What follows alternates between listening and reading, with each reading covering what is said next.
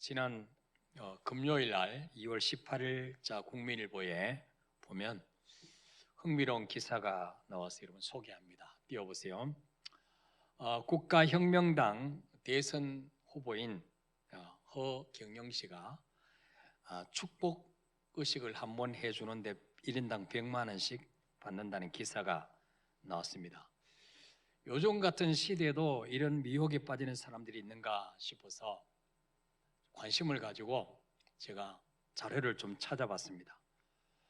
유튜브에 보니까 허경영 축복받기라는 것을 쳤더니 축복의식을 향하는 동영상이 있더라고요. 이 허경영 씨가 어떤 남성분과 마주 앉아서 이제 축복을 해주는데 그분 이마에 손을 얹고 아무 개의 집과 자동차와 핸드폰과 모든 집기와 그리고 본인의 모든 몸과 영혼, 직장까지 축복이 영원토록 들어가라. 그리고 양손으로 이제 그분의 가슴을 쓸어주고 양팔을 이렇게 쓸어 내려줘요. 그러면 축복 에너지가 그 사람 속에 들어가서 모든 것이 잘 된다는 거예요. 이거 한 번 받는데 100만 원을 받는다 그래요. 3분도 안 걸려요. 이렇게 말로 축복 의식을 한 후에 그 축복받은 사람이 오른손 엄지와 검지를 이렇게 O형으로 이렇게 붙여 있으면 허경영 씨가 이거를 이렇게 양손으로 벌려요. 이렇게 벌리면 잘 안 떨어져요. 또 상대방의 그 사람의 핸드폰을 왼손에 이렇게 쥐어주고 허경영 씨가 핸드폰에 축복이 들어가라. 그리고 손가락을 펴면 잘 안 펴져요. 다시 핸드폰을 쥐고 있는데 핸드폰에 축복이 나가라. 그럼 이 손이 쉽게 또 펴지는 거죠. 그러니까 이 허경영 씨가 축복이 들어가라 하고 상대방의 오른손 엄지와 검지 링 모양 붙인 것을 벌려서 잘 안 떨어지면 이게 축복이 들어간 증거라는 거죠. 그래가지고 사람들이 막 박수를 치고 와 막 이래요. 바람잡이들이죠. 예. 이 허경영 씨는 이런 축복 의식과 강연으로 지난 1년 동안 본래 재산이 72억이었는데 264억으로 늘어났다고 선관위에 신고한 내용입니다. 본인의 선거관리위원회에 신고한 내용이에요. 그러니까 정확하겠죠. 도대체 이게 뭘까? 제가 이렇게 인터넷에 찾아봤더니 이것은 오링 테스트라고. 오링 테스트 화면에 띄워보세요. 오링 테스트라는 것인데 이 일본계 미국 의사인 이 오모라 오시아기라는 분이 1970년에 인체에 해가 되는 물체를 접촉하면 기력이 약화되는 반면에 잘 쉽게 떨어지는 반면에 이 몸에 좋은 것을 잡고 이렇게 하면은 이게 잘 안 떨어진다는 거예요. 이거를 측정하는 방법으로 개발한 내용이라는 거죠. 자, 예를 들어서 이제 여러분이 오이가 내 몸에 안 맞다, 해롭다 그러면 오이를 왼손에 잡고 오른손을 이렇게 하면 이거를 이제 펴면은 이게 잘 떨어지면 오이가 내 몸에 안 맞는 거예요. 근데 가지를 잡고 딱 했는데 잘 안 떨어진다 그러면 가지가 그 사람에게 맞다는 거죠. 몸에. 예. 집에 가서 한번 해보시길 바랍니다. 근데 우리나라에는 1988년에 서울대학교 의대 교수로 재직하시던 이명복 박사가 이런 정보를 입수하고 한번 해보자. 그래서 병원 직원들과 환자들을 대상으로 실험해 본 결과 그 사람에게 해가 되는 것은 이게 잘 펴진다, 기력이 약화되는 반면에 도움이 되는 것은 손가락이 잘 떨어지지 않는 것을 확인해서 질병을 치유하는 방법으로 활용하게 되었다고 합니다. 어쨌든 이 허경영 씨가 이걸 거기에 도입해가지고 이런 축복 기도를 받기 위해서 오는 사람이 하루 평균 40명에서 50명이라는 거죠. 자, 이제 계산을 해보세요. 얼마를 버는지. 축복이 들어가라 이거 한번 해주고 한 달에 15억씩 버는 15억씩. 괜찮은 장사죠. 15억씩. 그리고 이분은 자기를 신인이라 그래요. 신인 동시의 사람이다. 그렇게 주장을 하는 분인데 천당보다 더 높은 곳에 백궁이라는 게 있다. 백궁. 근데 이 백궁에 들어갈 수 있는 티켓을 파는데 한 구자에 300만 원이에요. 300만 원. 그리고 1억을 내면 대천사라고 하는 칭호를 줘요. 여러분들 천사 될 수 있어요. 1억만 주면. 대천사라는 칭호를 줘요. 그리고 매주 일요일마다 이분이 살고 있는 곳을 하늘궁이라 그래요. 하늘궁. 저 경기도 양주에 있어요. 근데 이분의 강연을 듣기 위해서 수백 명이 모여드는데 입장료가 10만 원이에요. 10만 원 내야 이분의 강연을 들을 수 있어요. 그리고 하나님 말씀 듣는 것보다 훨씬 비싸죠. 여러분 주일마다 올 때 10만 원씩 헌금합니까? 이 사람 말을 들으려면 반드시 10만 원 내야 돼요. 그 다음에 이분과 상담하려면 20만 원을 내야 돼요. 근데도 거기 많은 사람이 몰려든다는 거죠. 예.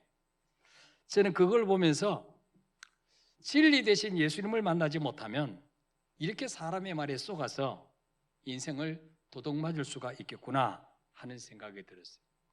여러분 이 성경 말씀은요 수천 년 동안 검증된 말씀이에요. 하나님의 말씀이에요. 이 말씀대로 반드시 이루어졌어요. 지금도 이루어지고 있어요. 믿습니까 여러분? 우리가 이 말씀대로 살 때 이루어지잖아요. 그래서 예수 믿는 거예요. 그런데 이 수천 년 동안 검증된 하나님의 말씀도 우리가 믿지 못하고 순종하지 못한 사람이 얼마나 많습니까? 그런데 아무 근거도 없는 그 사람의 말에 현혹이 되어서 크게 인생을 거는 불쌍한 영혼들이 얼마나 많으냐고 말이죠.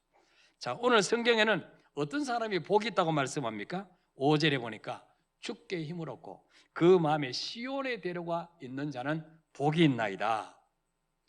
복은 사람이 줄 수 있는 게 아니에요. 복은 하나님만이 줄 수 있어요. 믿습니까 여러분? 근데 허경영 씨가 마치 복을 줄 수 있는 것처럼 그거 복 받으려고 100만 원씩 내고 앉아 있는 거죠. 예. 자, 여기 지난주에 말씀드린 것처럼 그 마음에 시온에 데려가 있는 자라는 말은 무슨 말이냐? 하나님의 성전은 시온에 예루살렘에 있는데 그 하나님의 성전에 올라가서 하나님께 예배드리고 하나님과 교제하기를 간절히 열망하는 마음이 있는 사람, 그 사람이 바로 뭐예요? 마음의 시온에 데려가 있는 사람이다. 그런 말씀을 드렸죠. 왜 하나님의 성전을 사모하는 자들이 복이 있다고 성경은 말씀합니까? 우리 하나님은 만왕의 왕이시기 때문에 그 하나님만 알련하면 해결 안 될 문제가 없는 것이에요. 이사야 40장 29절에 보면은 우리 하나님 어떤 분입니까? 피곤한 자에게는 능력을 주시며 무능한 자에게는 힘을 더하시나니. 피곤한 자에게 능력을 주시고 무능한 자도 하나님 만나면 하나님이 힘을 주신다 그러세요. 지혜를 주시는 거예요. 하나님만 만나면 세상에 줄 수 없는 평안과 위로를 얻고 가게 되는 것입니다.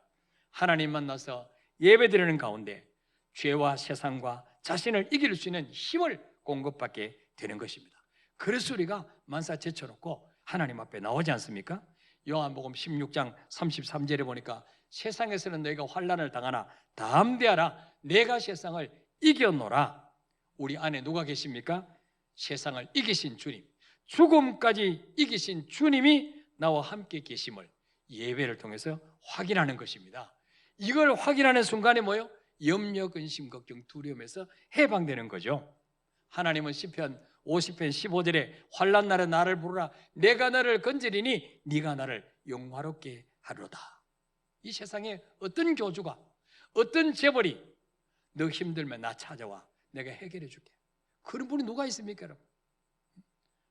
성공하면 전화해 그러지. 응? 실패하고 빈털털이 되면 거지 되면 병들면 내게로 찾아와 내가 해결해 줄게. 세상에 아무도 없어요 그런 분들. 네.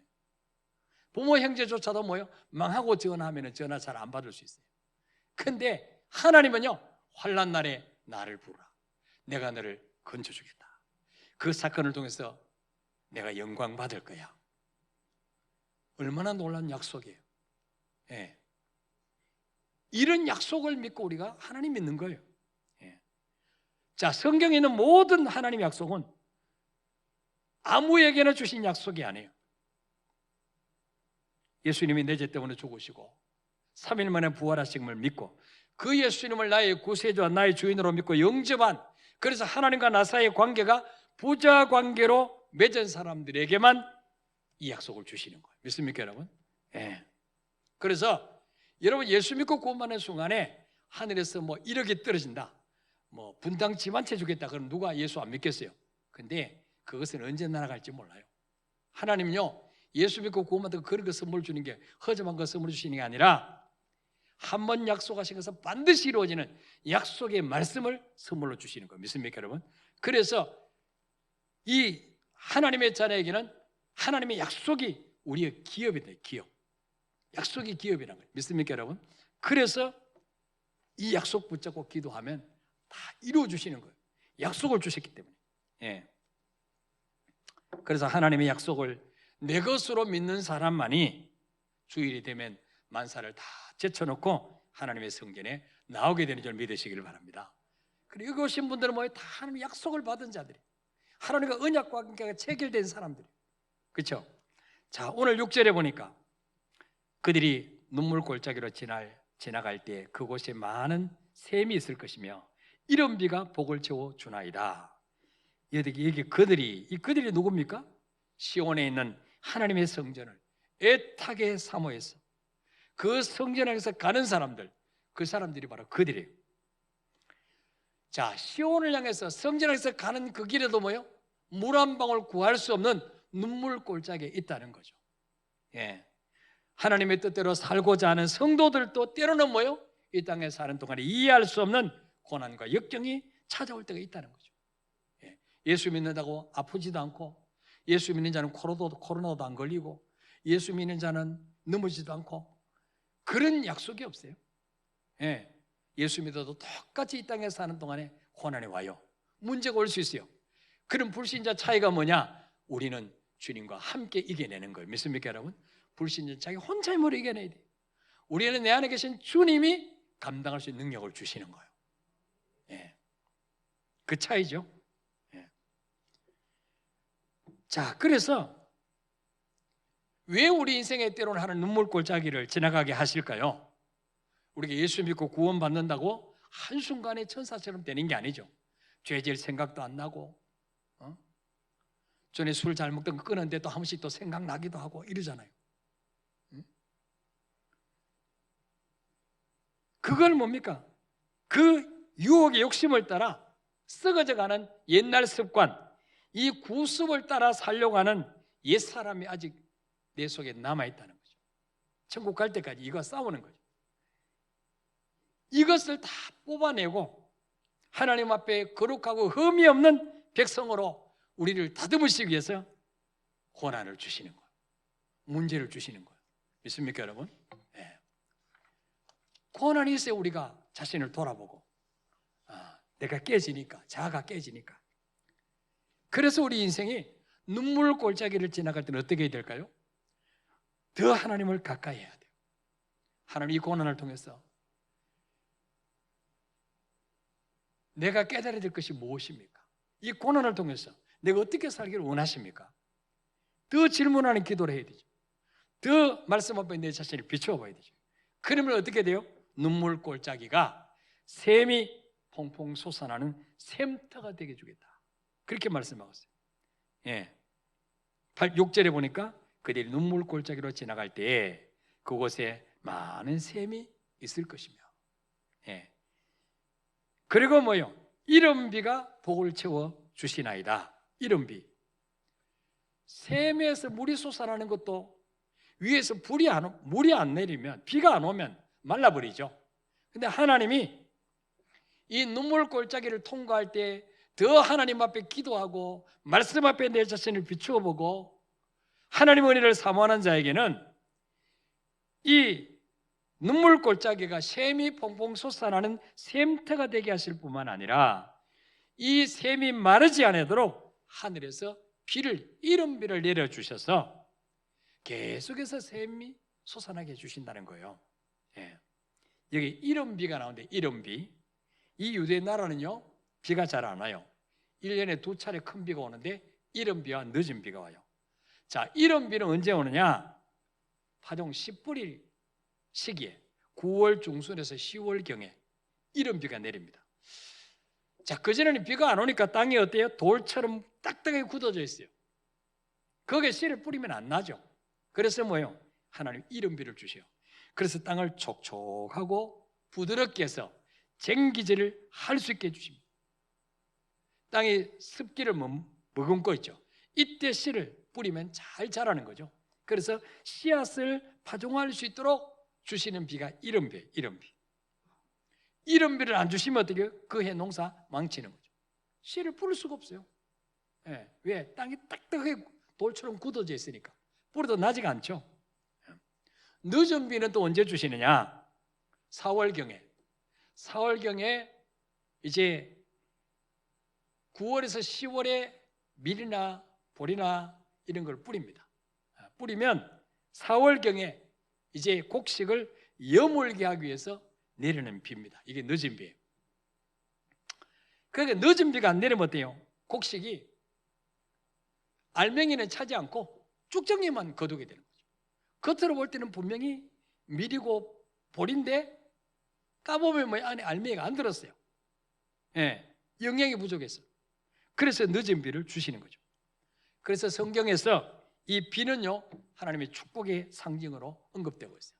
자, 신명기 11장 13절, 14절 읽어볼까요? 시작. 내가 오늘 너에게 명하는 내 명령을 너희가 만일 청종하고 너희의 하나님 여호와를 사랑하여 마음을 다하고 뜻을 다하여 섬기면 여호와께서 너희 땅에 이른 비 늦은 비를 적당한 때 내리시리니 너희가 곡식과 포도주와 기름을 얻을 것이요. 아멘. 자, 어떤 자에게 이른 비와 늦은 비를 주신다 그랬어요? 13절에 너희가 만일 내 명령을 청종하고 하나님 말씀을 잘 듣고 순종하고 여호와 하나님을 사랑하고 또 마음을 다하고 뜻을 다해서 하나님을 섬기면 하나님을 그냥 뭐 시간 나면 나오고 바쁘면 안 나오고 힘들면 찾고 편안하면 안 찾고 그렇게 섬기는 게 아니고 마음을 다하고 뜻을 다해서 나를 섬기면 여호와께서 너희 땅에 이른 비와 늦은 비를 적당한 때 내리시리니 너희가 곡식과 포도주와 기름을 얻게 해주겠다. 그렇게 말씀합니다. 그러니까 이스라엘 백성들이 하나님 말씀에 불순종하면요 하늘 문을 닫아버려요. 하늘 문을 닫아버리면요 비가 안 내려요. 언제 그랬습니까? 아합 왕 때, 엘리야 시대 때 아합 왕이 하나님을 버리고 바알 아시라 신을 섬길 때 3년 6개월 동안 하늘 문을 닫아버렸어요. 비가 안 내려요. 이슬까지 안 내렸습니다. 그러니까 어떻게 돼요? 경제가 다 파탄내는 거죠. 비가 안 내리니까 풀이 자랄 수, 곡식이 자랄 수 없어요. 가축들이 다 굶어 죽는 거죠. 예. 그래서 여러분, 인생의 눈물 골짜기로 지나갈 때 이때 많은 사람들이 원망하고 불평하고 삶을 포기합니다. 하나님을 따지고 하나님과 멀어집니다. 그러면요 하나님이 이 시련 후에 준비해 놓으신 복을 누리질 못하는 거죠. 하나님이 여호와 일의 복을 주시기 전에 먼저 이 아브라함을 시험하셨다 그래요. 이 시험에서 불합격하면 하나님이 준비해 주신 복을 받을 수가 없어요. 그래서 뭐요? 복 받을 사람은 인생의 위기 때에 더 기도하고 울며 씨를 뿌려서 눈물 골짜기로 하여금 많은 샘이 솟아나는 곳으로 바꾸고 이른 비의 복을 누리는 그런 기간으로 바꿔버려야 된다는 거죠. 바로 지금이 바로 그런 때임을 믿으시길 바랍니다. 이 코로나 때, 이때가 바로 뭐예요? 인생의 눈물 골짜기를 통과하는 때예요. 이때 어떻게 우리가 대처하느냐, 여기에 따라서 코로 끝나고 난 후에 우리의 삶이 달라진다는 거죠. 예. 자, 7절에 그들은 힘을 얻고 더 얻어 나아가 시온에서 하나님 앞에 각기 나타나리다. 그들은 어떤 사람입니까? 마음에 시온의 대로가 있어. 이미 마음은 시온에 있는 성전으로 순례길에 오는 사람들은 때로는 물 한 방울 얻을 수 없는 메마른 골짜기를 지날 때도 있습니다. 그러나 하나님께서 샘물을 솟아나게 하셔서 마시게 하시고 하늘에서 이른 비도 내려셔서 샘물을 가득 채워주실 것입니다. 먼 길을 떠나온 순례자들이 예루살렘에 가까이 이를수록 지치고 힘이 들겠지만 하나님이 주시는 힘을 얻고 더 얻어서 마침내 하나님의 성전에 도착해서 하나님께 경배드리게 된다는 말씀이에요. 자, 여기서 시온에서 하나님 앞에 각기 나타나리다. 각기 나타나리다. 성전에 올라갈 때는 가족끼리 모여서 가고 친구끼리 모여서 단체로 갈 수 있습니다. 그러나 하나님 앞에 가면 하나님은요, 단체로 만나 주시는 게 아니고 각각 만나, 각자에게 필요한 은혜를 주시는 거예요. 믿습니까, 여러분? 여러분 오늘 여기 교회 나오셨지만은 각자에게 기도 제목이 있어요. 각자 사정이 다 달라요. 부부도 뭡니까? 각자 다르죠, 사정이. 그래서 각기 하나님 앞에 나타나리다. 하나님은 각자에게 문제를 해결해 주시는 거예요. 예. 부부지간에 할지라도 하나님과 관계는 각자 믿는 거예요. 각자. 예. 그래서 상급도 뭐예요? 각각 다른 거예요. 예. 자, 8절 9절 읽어볼까요? 시작. 만군의 하나님 여호와여 내 기도를 들으소서. 야곱의 하나님이여 귀를 기울이소서. 셀라. 우리 방패이신 하나님이여 주께서 기름 부으신 자의 얼굴을 살펴보옵소서. 아멘. 자, 8절 9절에 보니까 이 시편 기자는 하나님을 세 가지 칭호로 부르고 있습니다. 첫째는 뭐예요? 만군의 하나님 여호와여. 둘째는 뭐예요? 야곱의 하나님이요. 셋째는 9절에 우리의 방패이신 하나님이요. 그렇게 부르죠. 자, 만군의 하나님 여호와여. 이 말은 바로 무엇입니까? 지난주에 우리가 배운 대로 천군 천사를 통해서 세계 만국을 다스리시는 만왕의 왕이신 하나님이요. 어떤 문제도 해결하지 못할 문제가 없는 하나님이요. 그렇게 부르고 있습니다. 근데 그 하나님이 나하고는 무슨 관계예요? 나의 아버지단 말이에요. 그래서 뭐예요? 나의 기도를 들어주소서. 그렇게 기도하는 거죠. 그 다음에 8절 중간에 보니까 야곱의 하나님이 그렇게 부르죠. 야곱의 하나님. 이게 무슨 말이에요? 택하신 자의 하나님이여, 그런 뜻입니다. 이 에서와 야곱은 쌍둥이에요. 이 엄마 뱃속에서 같이 자랐어요. 그 뱃속에서부터 서로 싸웠어요. 먼저 나가려고. 왜? 장자의 축복을 받아요. 장자의 축복. 이스라엘 나라는 장자권의 축복이 굉장하거든요. 그래서 호시탐탐 먼저 나가려고 싸웠는데 야곱이 한눈 파는 순간에 에서가 먼저 머리를 기밀었어요. 그래 야곱이 깜짝 놀라가지고 발꿈치를 잡고 잠깐 내가 나갈 거야. 그런데 나와보니까 뭐 2등이요. 간발의 차이로 2등이요. 에서가 장자의 장자. 근데 에서는 장자권을 팔아버렸죠. 야곱에게. 장자가 받는 복을 우습게 했어요. 그래서 하나님은요 이미 뱃속에 있을 때부터 야곱을 선택하시고 에서는 버리셨어요. 예. 그럼 야곱이 에서보다 인격이 더 훌륭하고 더 착해서 선택하셨을까? 아니에요. 인간적으로 보면 야곱은 정말 속이기를 잘하고 남을 이용하려고 그러고 교활하고 다리를 안다리 걸어서 넘어뜨린 자예요. 넘어뜨린 자. 그런데 하나님 왜 야곱을 선택하시냐? 이 하나님의 무조건적인 사랑과 은혜예요. 은혜. 그래서 하나님 것으로 선택받은 거죠. 지금도 마찬가지예요. 여러분 지금 우리가 여기에 나와 있는 것은 불신자보다 인격적으로 더 좋고 훌륭해서 우리를 선택하신 게 아니에요. 세상 사람들 가운데서는요 정말 법 없이도 살 만큼 성실하고 착하게 산 줄 많이 있어요. 예. 우리보다 성격도 좋은 사람 많이 있어요. 근데 뭐예요? 우리를 하나님이 선택하셨기 때문에 너는 내 것이라 너는 내 딸이라 선택받았기 때문에 여기 온 거예요. 믿습니까 여러분? 그러면 그들은 왜 나는 선택 안 해주십니까? 불평할 수 있냐? 없다며. 왜? 다 죄짓고 하나님 떠났기 때문에. 그런 본전이에요 그들은. 우리는 뭐요? 감사할 것밖에 없죠. 나 같은 죄인을 구원해 주셨으니까. 그래서 뭐요? 야곱의 하나님이여 귀를 기울이소서. 이 기도가 무슨 기도입니까? 하나님 저야말로 하나님 앞에 자격이 없는 자지만 내 행실을 보면 이거 해달라고 요구할 자격조차 없는 자지만 하나님은 야곱 같은 사람도 품어주시고 불쌍하게 주셔서 선택해 주지 않았습니까? 하나님 저의 기도를 들어주십시오. 바로 그 기도예요. 그 기도. 그 다음에 9절에 보니까 뭐요? 우리 방패이신 하나님이요. 왜 방패라 그럽니까? 왜 하나님을 방패이신 하나님 기도합니까? 지금 이 다윗과 고라자손, 다윗을 옆에서 보필하던 고라자손은 지금 어디에 있습니까? 압살롬에게 쫓겨났어. 왕궁에서 쫓겨나서 지금요 광야에서 피난 생활하는 중이에요. 피난 생활. 그래서 뭐요? 하나님이 압살롬의 손에서 그들을 보호해 주셔야 되죠. 방패가 되어 주셔야 돼요.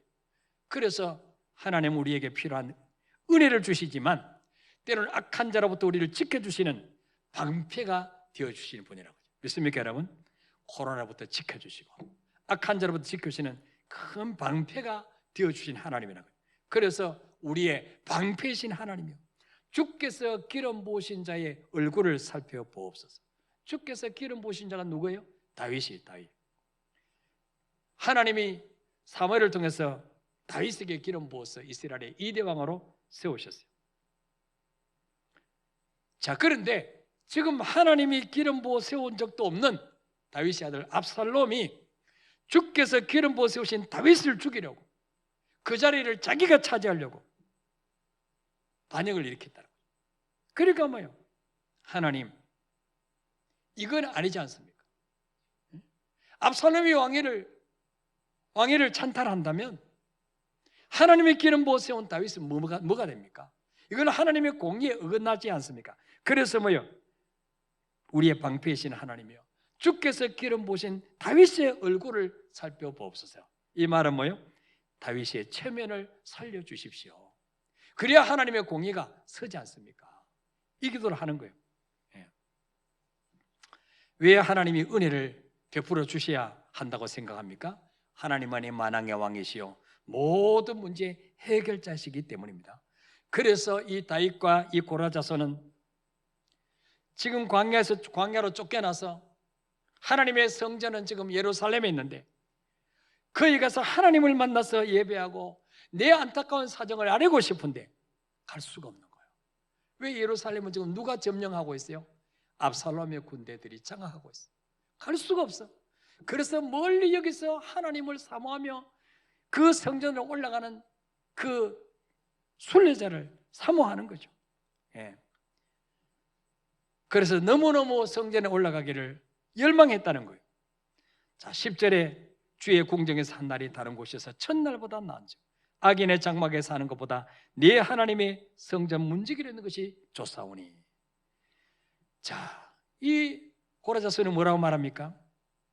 주의 궁정에서 하나님 앞에 예배드리기 위해서 주를 하루 예배드리는 것이 하나님이 없는 죄악 세상에서 첫날 사는 것보다 더 행복합니다. 더 가치 있습니다. 이 고백을 하는 거예요. 이 첫날이 몇 년입니까? 약 3년 아니에요. 3년. 하나님 없는 세상에서 3년 사는 것보다도 하나님의 성전에 하루 올라가서 하나님 앞에 예배드리고 하나님 만나고 내려오면 훨씬 더 행복하고 가치 있는 인생이 된다는 거예요. 믿습니까 여러분? 이 고백이 저와 여러분의 고백이 되시기를 바랍니다. 하나님이 이런 자에게 복을 안 주시겠습니까? 네가 정말로 나를 만나서 나에게 예배드리는 그 시간을 그만큼 네가 귀중히 여기느냐, 그만큼 사모하느냐, 내가 네 인생을 책임져 주마, 이러지 않겠습니까 여러분? 그리고 뭐요? 악인의 장막에 사는 것보다, 대궐같이 으리으리한 집에서 호요시감에 사는 것보다도 차라리 내 하나님의 성전에서 비록 텐트로 쳐진 그 움막 같은 곳이지만 거기에 문지기로 있는 것이 훨씬 더 행복합니다. 이 고백을 하는 거예요. 왜 그렇습니까? 11절에 이유가 나오죠. 여호와 하나님은 해요 방패시라.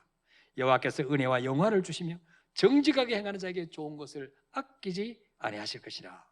여호와 하나님은 해요, 해, 태양이라는 거죠. 이 말은 무슨 말입니까? 모든 은혜의 근원이라는 거죠. 하나님은 모든 은혜 주시는 분의 근원이다. 왜? 해가 없이는요 곡식도 자랄 수 없고 식물도 자랄 수 없고 사람도 살 수가 없어요. 여러분 하루만 해가 안 떠보세요. 암흑천지가 되는 거예요. 해가 비추어 살 수 있어요. 마찬가지로 뭐요? 이 세상에서 하나님의 은혜 없이 살 수 있는 사람은 아무도 없다는 거죠. 하나님의 은혜 없이는 단 1초도 살 수가 없어요. 그래서 뭐요? 은혜 아니면 살아갈 수가 없네. 호흡마저도 다 주의 것이니 호흡마저도 숨 쉬는 것도 하나님이 은혜 주셔야 산소호흡기에 의지하지 않고 쉴 수 있다는 거죠. 이 사실을 인정하십니까, 여러분? 네. 하나님의 은혜 없이는 한순간도 살 수 없어요. 네. 이거를 믿어야지 무시로 주님 바라볼 수 있는 거죠. 네. 그리고 뭐라고 말합니까? 하나님은 해요 방패시라. 방패시. 악한 자로부터 지켜주신 분이란 거죠. 그리고 하나님께서는 정직하게 행하는 자에게 좋은 것을 아끼지 아니하시는 분이다. 정직하게 행하는 자, 하나님만 의지하고 말씀대로 살려고 하는 자는 좋은 것을 아끼지 않고 풍성하게 주시는 좋으신 하나님이란 거죠. 그래서 12절에 만군의 여호와여 주께 의지한 자는 복이 있나이다. 지금 코로나가 기승을 부리고 있지만 우리의 생사복은 하나님의 손에 있는 줄 믿습니다. 지금이 바로 눈물골짜기를 지나가는 고통의 때입니다. 이때 낙심하고 두려워 떨 것이 아니라 더 기도와 말씀으로 은혜를 사모하며 주님 앞에 나갈 때 오히려 이곳이 샘이 솟아나며 더 많은 씨를 뿌릴 수 있도록 이런 비의 축복도 주실 줄 믿습니다. 어려울수록 말씀대로 순종한 자에게 하나님은 모든 좋은 것을 아끼지 아니하실 것이라 그렇게 말씀하고 있습니다. 역대하 16장 9절에 여호와의 눈은 온 땅을 두루 감찰하사 전심으로 자기에게 향하는 자를 위하여 능력을 베푸시나니 하나님은 죽은 분이 아니에요. 졸지도 주무시다는 것. 하나님의 눈은 지금도 온 땅을 감찰하십니다. 누가 이 위기 가운데서도 나를 의지하고 나를 기쁘게 해서 사는가 전심으로 자기에게 향하는 자를 살피고 있습니다. 두루 감찰하십니다. 왜? 그 사람들에게 능력을 주시려고, 코로나 가운데서도 이런 비의 은택을 주시려고 하나님이 살피시는 거죠. 이 온 땅을 두루 감찰하시는 하나님의 눈에 발견되어지는 저와 여러분이 되시기를 축원합니다. 우리 찬양하고 기도하겠습니다.